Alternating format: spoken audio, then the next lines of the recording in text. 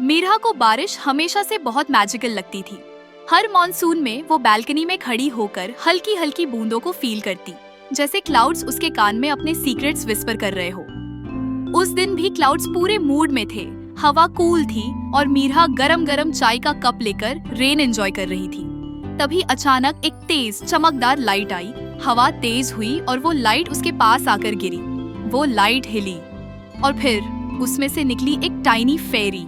उसके विंग्स ऐसे शाइन कर रहे थे जैसे वाटर ड्रॉप्स पर सनलाइट पड़ रही हो। ब्लू स्काई कलर की ड्रेस और आंखों में हल्का सा फियर। फेरी का नाम था रेपंजेला, लेकिन वो डर के मारे रूम में इधर उधर फ्लाई कर रही थी, कभी कर्टन के पीछे, कभी बुक शेल्फ के ऊपर, तो कभी टेबल के नीचे।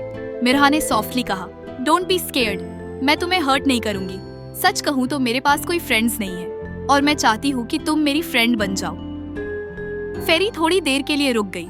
उसने मिरा की आंखों में देखा और उसमें ट्रूथ और लोनलीनेस महसूस की। फिर स्लोली उड़कर मिरा के हाथ पर आ बैठी और स्माइल दी, जैसे कह रही हो, okay, I am your friend now. उस दिन से दोनों की बेस्ट फ्रेंडशिप शुरू हो गई।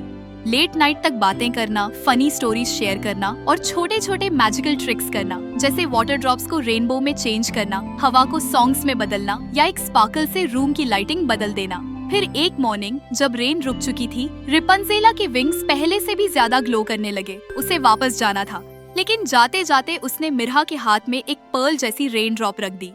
This is not just a drop, Rapunzel softly बोली, ये तुम्हारी सारी प्रॉब्लम्स दूर कर देगी। जब भी तुम सैड या स्ट्रेस्ड हो, इसे होल्ड करना, तुम्हारे सारे काम इजी हो जाएंगे और ये मुझे भी सिग्नल देगी ताकि मैं तुरंत तुम्हारे पास आ सकूं।